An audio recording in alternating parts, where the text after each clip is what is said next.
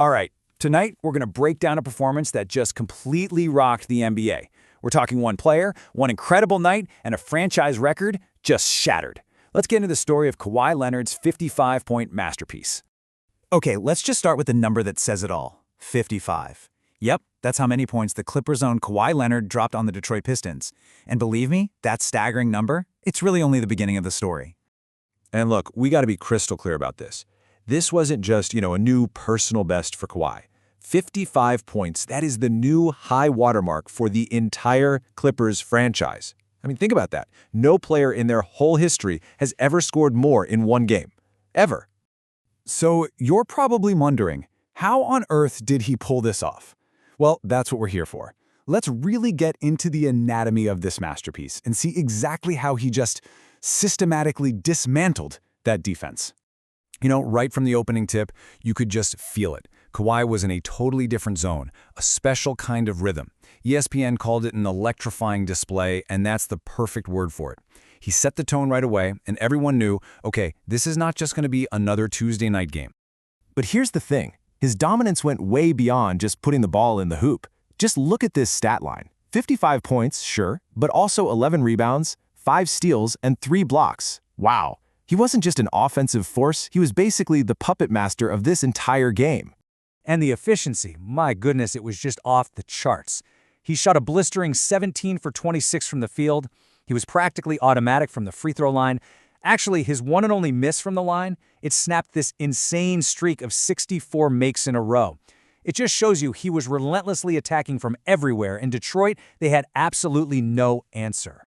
But there was this one stretch, this one unforgettable period, where the game just completely broke open. This is where Kawhi went from having, a really great game to having a legendary one. Get this, he dropped 26 points in the third quarter alone. 26? Let me put that in perspective for you. He, by himself, scored more than a lot of entire teams manage in a quarter. He took what was a competitive game and just turned it into a total blowout, all by himself.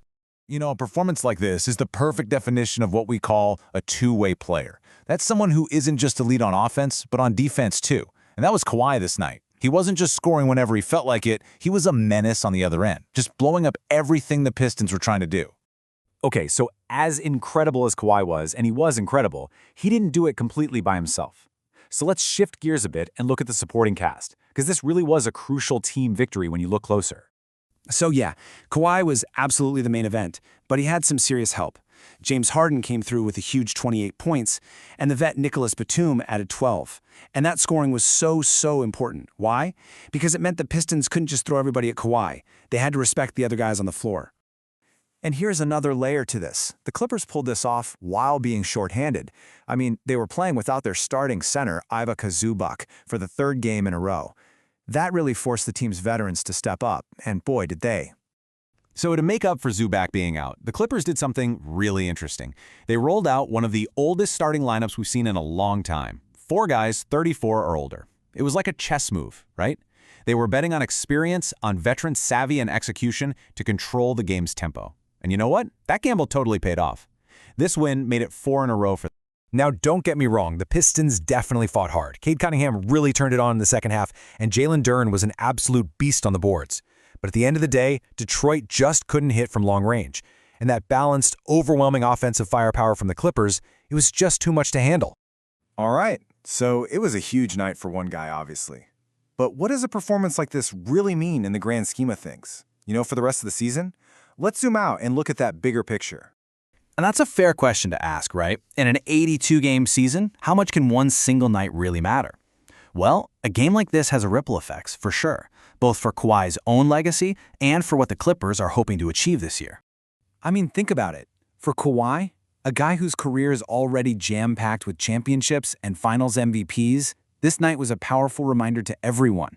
It was a statement that he's not some legend from yesterday. He's a dominant, overwhelming force right now.